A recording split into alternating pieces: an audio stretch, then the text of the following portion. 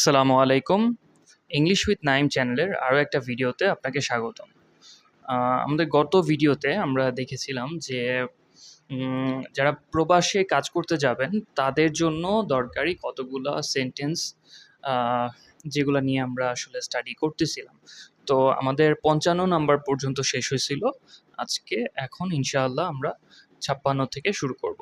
আচ্ছা, ৫৫র পরের যেই ক্যাটাগরিটা আছে সেটা হচ্ছে ওয়ার্কিং উইথ কলিগস, অর্থাৎ সহকর্মীদের সাথে কাজ করা। ওয়ার্কিং মানে আমরা জানি কাজ করা, উইথ মানে সাথে, কলিগস হচ্ছে সহকর্মী। আচ্ছা, তো 56 বলতেছে, can you help me with this? তুমি কি আমাকে এটা নিয়ে হেল্প করতে পারবা? তো খুব দরকারি একটা সেন্টেন্স, এটা কাজে লাগতেই পারে। ধরেন আপনার সহকর্মী যদি এমন কেউ হয় যে হয়তো বাংলা বুঝে না আর আপনার হেল্প দরকার হয়, তখন আপনি তাকে বলতে পারেন যে can you help me with this. ধরেন একটা জিনিস অনেক ভারী, আপনি একা তুলতে পারতেছেন না, তখন আপনি কাউকে বলতে পারেন যে can you help me with this. আচ্ছা, sorry, let's work together. Number 57, let's work together, যে আসো একসাথে কাজ করি। আচ্ছা, নাম্বার 58, আই ডোন্ট আন্ডারস্ট্যান্ড, আমি বুঝতে পারছি না। যদি কিছু বুঝতে না পারেন তাহলে এটা বলা মানে বলতে হবেই হবে, ঠিক আছে? কারণ আপনি একটা কিছু বুঝেন নাই, কিন্তু আপনি সেখান থেকে চুপচাপ চলে আসলেন, আপনাকে কি ইনস্ট্রাকশন দেওয়া হয়েছে আপনি জানেন না, তো তাহলে কিন্তু আপনি আসলে প্রয়োজন মাফিক কাজ করতে পারবেন না, পরে এটার জন্য আরও বড় বিপদ হবে। তার থেকে ভালো যে এটা স্বীকার করেন যে আই ডোন্ট আন্ডারস্ট্যান্ড, আমি বুঝি নাই, বুঝতে পারি নাই। দরকার হলে একটা বকা শুনেন, কিন্তু যা বলতেছে আপনাকে সেটা ক্লিয়ার কাট বুঝে তারপরে আসেন। আই ডোন্ট আন্ডারস্ট্যান্ড মানে হচ্ছে আমি বুঝতে পারি নাই। Number 59, can you explain again? আচ্ছা, ওই আগের সেন্টেন্সটার সাথে রিলেটেড একটা শব্দ, দুইটা পরপরও বলা যায়, যে একটার পর আরেকটা, যে ক্যান ইউ এক্সপ্লেইন এগেন, আপনি কি আরেকবার ব্যাখ্যা করে বলবেন? ক্যান ইউ এক্সপ্লেইন এগেন, আপনি কি আরেকবার ব্যাখ্যা করে বলবেন? আচ্ছা, আমি যেই সেন্টেন্সগুলো বলতেছি, হ্যাঁ, এগুলা কিন্তু আপনারা খাতায় লিখে ফেললে ভালো করবেন। প্রথমত ইংলিশে লিখবেন, যে তাতে করে হচ্ছে বানানগুলো আপনাদের মনে থাকবে, আর উচ্চারণগুলো লিখবেন বাংলা অক্ষর দিয়ে যদি পারেন, আর অর্থগুলা লিখে ফেলবেন। জি। নাম্বার 59 হচ্ছে ক্যান ইউ এক্সপ্লেইন এগেন, আপনি কি আবার ব্যাখ্যা করে বলবেন? Number 60, what is your name, যে তোমার নাম কি বা আপনার নাম কি? আমরা জানি ইংরেজিতে আসলে আপনি, আমি, আপনি, তুমি, তুই, এই জিনিসগুলো আসলে এইভাবে বাংলার মতো করে কাজ করে না, মোটামুটি ইউ দিয়েই সব কিছু চালানো হয়।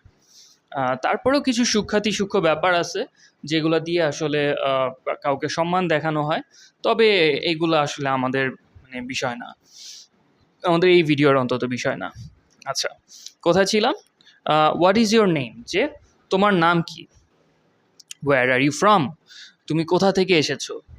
তো কারোর সাথে পরিচয় পর্বে আপনি এই কথাগুলো বলতে পারেন, যে ধরেন আপনার কোনো এক সহকর্মী, সে বাঙালি না, সে অন্য কোনো দেশ থেকে আসছে, ধরেন সে চায়না থেকে আসছে বা ইন্দোনেশিয়া থেকে আসছে বা নেপাল থেকে আসছে, তাকে আপনি বললেন যে কি, what is your name, where are you from, তুমি, তোমার নাম কি, তুমি কোত্থেকে আসছো? Can you show me how to do that, যে তুমি কি আমাকে দেখাতে পারবা যে এটা কিভাবে করে? ধরেন আপনি একটা কিছু বুঝতেছেন না, আপনি কাউকে ডেকে বললেন যে তুমি আমাকে দেখাই দিতে পারবা যে এটা কিভাবে করতে হয়, তো তখন এই সেন্টেন্সটা কাজে লাগবে, যে can you show me how to do that. আর আর কথার যে টোন বা কথার যে সুর, এই জিনিসটা একটু খেয়াল করেন, যে প্রশ্ন করার কিন্তু আলাদা একটা সুর থাকে, ঠিক আছে? যেমন can you show me how to do that, এটার মধ্যে শেষের দিকে এক ধরনের, এটাকে কি বলবো আসলে, ধরনের মিউজিক আছে বলা যায়, এটা আমরা প্রশ্ন করার সময় এভাবে বলে থাকি। এগুলা প্র্যাকটিস করতে করতে ইজি হয়ে যাবে। Number 63, I need more instructions, আমার আরও নির্দেশনাবলী দরকার। আসলে এটাকে কি বলবো? I need more instruction. Instruction হচ্ছে কি বলে এটাকে, ইনস্ট্রাকশনের বাংলা করলে হয় নির্দেশনা, ঠিক আছে? আমার আরও নির্দেশনা দরকার, আরও গাইডলাইন দরকার, মোট কথা। I need more instructions. আচ্ছা, number 64, is this the right way, এইটাই কি সঠিক রাস্তা? Is this the right way, এটাই কি সঠিক রাস্তা? ধরেন আপনাকে কোথাও যেতে বলছে আপনার বস, ঠিক আছে, আপনি যাচ্ছেন সেই রাস্তা, ওয়ার্ক সাইটের ভিতরেই বড় একটা প্রজেক্ট, আপনাকে এক জায়গা থেকে আরেক জায়গায় যেতে বলছে। তো আপনি রাস্তার মাঝখানে কাউকে জিজ্ঞাসা করতে পারেন যে is this the right way to the could be anything, to the warehouse, যে এটা কি ওয়্যার হাউস যাওয়ার সঠিক রাস্তা, এরকম। Is this the right way, এটাই কি সঠিক পথ? Next 65, please check my work, যে প্লিজ আমার কাজ কীরকম হয়েছে একটু দেখেন। ধরেন আপনি একটা ওয়েল্ড করছেন, একটা বিট টানছেন, সেটা কীরকম হইলো এটা আপনি আপনার সুপারভাইজারকে দেখাবেন। তো তখন বলতেছেন যে প্লিজ চেক মাই ওয়ার্ক, আমার কাজ চেক করে দেখুন। আচ্ছা, পে অ্যান্ড বেনিফিটস, টাকা পয়সা নিয়ে আলোচনা। 66, when do I get paid, কখন আমি বেতন পাবো? When do I get paid, আমি বেতন কখন পাবো? আচ্ছা, number 67, how much will I earn, আমি কত টাকা পাবো? How much will I earn, খুবই খুবই গুরুত্বপূর্ণ একটা কথা। How much will I earn, আমি কত টাকা পাবো? আচ্ছা, number 68, do I get paid overtime, যে আমি কি ওভার টাইমের টাকা পাবো? Do I get paid overtime, আমি কি ওভার টাইমের টাকা পাবো?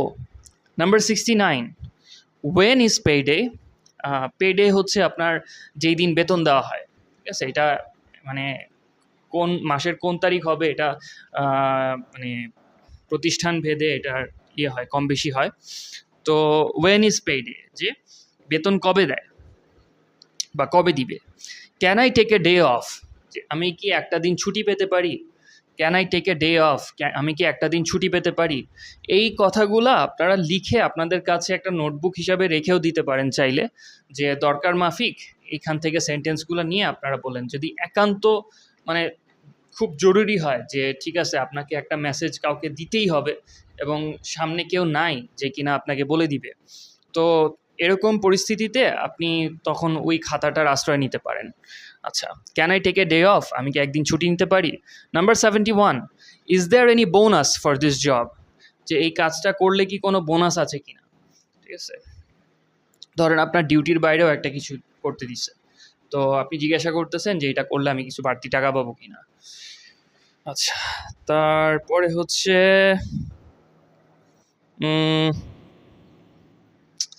Number 72, where can I collect my wages, যে আমি কোথা থেকে আমার বেতন উঠাবো, কালেক্ট করব।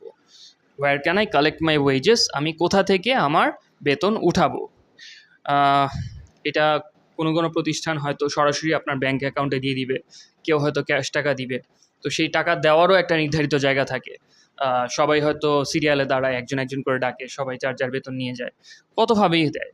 তো এখানে প্রশ্নটা হচ্ছে where can I collect my wages, যে কোথায় গেলে আমি আমার বেতন পাবো, কোথা থেকে আমার বেতন আমি উঠাবো। Right. Number 73, how many days do I work each week, যে আমি সপ্তাহে কয়দিন কাজ করব। How many days do I work each week, how many days মানে সপ্তাহে কয়দিন। আচ্ছা, হাউ মেনি ডেজ মানে কয়দিন, আর do I work each week মানে হচ্ছে যে মানে সপ্তাহে কতদিন আমি কাজ করব। আচ্ছা, number 74, do we have holidays, আমাদের কি কোনো ছুটি আছে, আমাদের কি কোনো ছুটি ছাটা আছে। ধরেন ঈদের ছুটি বা আরও কী কী থাকতে পারে, কোনো জাতীয় দিবস যদি থাকে আপনি যেখানে যাচ্ছেন, সো ওইসবের ছুটি থাকতে পারে। ডু উই হ্যাভ হলিডেজ, আমাদের কি কোনো ছুটি আছে। Number 75, can I get an advance on my salary, আচ্ছা, যে আপনি আপনার স্যালারির উপরে কোনো অ্যাডভান্স পেতে পারেন কিনা, অগ্রিম কোনো টাকা উঠাতে পারবেন কিনা, এটা জিজ্ঞাসা করতেছেন। এটা দরকার পড়তেই পারে আপনার বাসায় কোনো ক্রাইসিস বা বা অন্য কোনো কারণে আপনি হয়তো আপনার অফিস থেকে লোন নিলেন, তো এইসব ক্ষেত্রে এরকম কোশ্চেন করার দরকার পড়তে পারে যে can I get an advance on my salary, ঠিক আছে। Right. Accommodation and daily life, যে থাকার ব্যবস্থা আর কি এবং প্রতিদিনকার জীবনযাত্রা। 76, ওয়্যার ক্যান আই স্লিপ, আমি কোথায় ঘুমাবো। অ্যান্ড মনে করেন আপনি গেছেন ওখানে, ঠিক আছে, আপনার একটা জায়গায় থাকার বন্দোবস্ত হয়েছে, আপনার কয়েকজন রুমমেট আছে, তারা কেউ বাংলা পারে না। এখন আপনি তাদেরকে জিজ্ঞাসা করলেন ওয়্যার ক্যান আই স্লিপ, যে আমি কোথায় ঘুমাতে পারি, আমি কোথায় ঘুমাবো বা আমার ঘুমানোর জায়গাটা কোথায়। ওয়্যার ডু উই ইট, আমরা কোথায় খাই। ওয়্যার ডু উই ইট, আমরা কোথায় খাই অথবা আমরা কোথায় খাবো, দুই রকমই অর্থ করা যায়। Number 78, where can I buy food? আমি কোথা থেকে খাবার কিনতে পারবো? Number 78, where can I buy food? আমরা কোথা থেকে খাবার কিনতে পারবো? 79, can I have some water? আমি কি একটু পানি পেতে পারি? Can I have some water? আমি কি একটু পানি পেতে পারি? ক্যান আই হ্যাভ মানে আমি কি পেতে পারি, সাম ওয়াটার কিছুটা পানি, খানিকটা পানি। আচ্ছা, number 80, is there a place to cook? রান্না করার কি কোনো জায়গা আছে? Is there a place to cook? রান্না করার কি কোনো জায়গা আছে? এটা হইতে পারে আপনি বাসা ভাড়া নেওয়ার সময় জিজ্ঞাসা করতেছেন। Can I use the kitchen? আমি কি কিচেন ব্যবহার করতে পারবো? Can I use the kitchen? আমি কি কিচেন ব্যবহার করতে পারবো? Number 82, where can I do laundry? আচ্ছা, এটার মানে হচ্ছে যে আমি কোথায় কাপড় জামা ধুতে পারবো, কাপড় ধুতে পারবো। Where can I do laundry? আমি কোথায় কাপড় ধুতে পারবো। আপনারা চিন্তা করলেই মানে পেয়ে যাবেন যে আসলে কোন কোন পরিস্থিতিতে এই ধরনের বাক্য কাজে আসতে পারে। এবং ধরেন এই সেন্টেন্সগুলো আপনার দরকার হইলো, কিন্তু আপনি জানেন না এগুলা কিভাবে বলতে হয়, তখন কি একটু সমস্যা হয়ে যাবে না? তার চেয়ে মানে এখন সময় থাকতে থাকতে এগুলো শিখে নেন। আর একটা লেভেল পর্যন্ত, ন্যূনতম একটা লেভেল পর্যন্ত আপনারা শিখে যান। আর তারপরে একবার বাইরে চলে গেলে তখন আস্তে আস্তে এখানকার স্থানীয় ভাষা আপনি এমনিই শিখে যাবেন। আচ্ছা, তো কোথায় ছিলাম? Where can I do laundry? যে আমি কোথায় কাপড় ধুবো। How much does this cost? Number 83, how much does this cost? যে এটার দাম কত। How much does this cost? এটার দাম কত? এটা দোকানে গিয়ে বলা লাগবে। আচ্ছা, number 84, where is the nearest store? আপনি একটা এলাকায় নতুন, আপনি জানেন না যে সেখানে দোকান কোথায় আছে, তো আপনি কাউকে জিজ্ঞাসা করলেন যে সবচেয়ে কাছের দোকানটা কোথায়। Where is the nearest store? Nearest কিন্তু হ্যাঁ, শেষে একটা টয়ের উচ্চারণ আছে। Where is the nearest store? 85, is there wifi here? সবচেয়ে দরকারি প্রশ্নটা, যে এখানে কি ওয়াইফাই আছে? Is there wifi here? Travel and commute. আচ্ছা স্যার, ট্রাভেল মানে তো আমরা জানি এমনিতে সফর করা। কমিউট কাকে বলে? কমিউট শব্দটার মানে হচ্ছে, ধরেন আপনি যেই জায়গায় কাজ করেন, আপনার কর্মক্ষেত্র আর আপনার বাসস্থানের মধ্যে এই যে আপনার প্রতিদিন আসা যাওয়া করা লাগে, এই যাত্রাটাকে কমিউট বলে, ঠিক আছে? বা আপনার ডেইলি কমিউট। তো ট্রাভেল অ্যান্ড কমিউট এর আন্ডারে যে সমস্ত সেন্টেন্স দরকার হতে পারে, তার মধ্যে আসেন দেখি কি কি আছে। Number 86, how do I get to the bus stop? যে কিভাবে আমি বাস স্টপে যেতে পারি। আপনি নতুন ওই জায়গায়, আপনি জানেন না বাস স্টপ কোথায়, তো আপনি কাউকে রাস্তায় দাঁড় করায় জিজ্ঞেস করলেন যে how do I get to the bus stop? যে বাস স্টপে আমি কিভাবে যেতে পারি।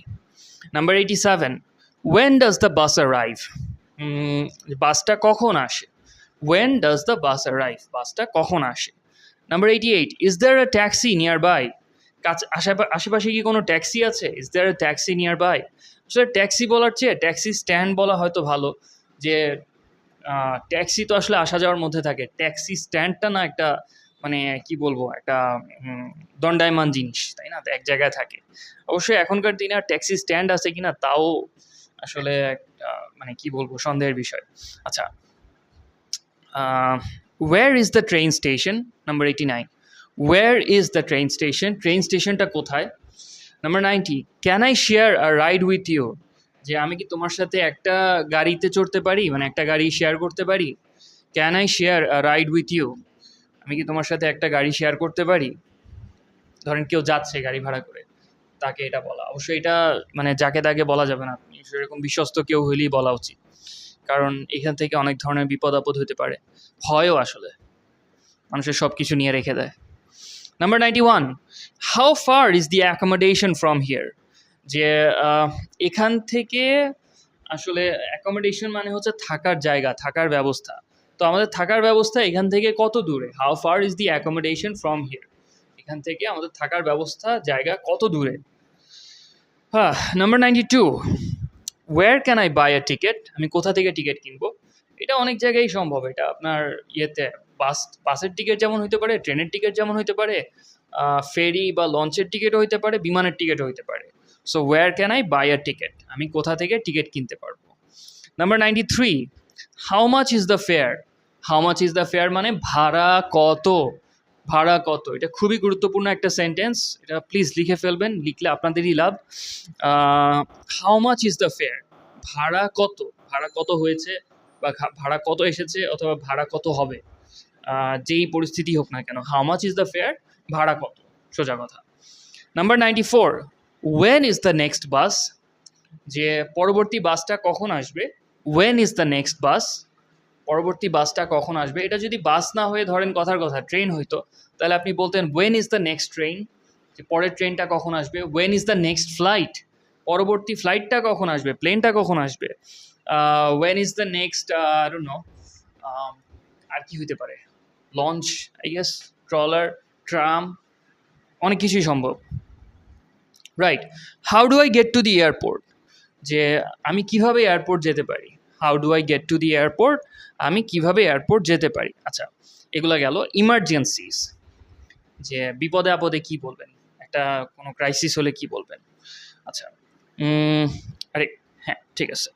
Number 96, please call for help, যে আপনি আশেপাশের কাউকে বলতেছেন যে একটা কল করে কারো কাছে সাহায্য চান, ঠিক আছে। প্লিজ কল ফর হেল্প, এটা যেমন ফোন কল করা বোঝায়, আবার ডাক দেওয়া বোঝায়। প্লিজ কল ফর হেল্প মানে দুই রকমই হইতে পারে, যে আপনি কাউকে ফোন করতে বলতেছেন সাহায্যের জন্য, অথবা সাহায্যের জন্য ডাকতে বলতেছেন।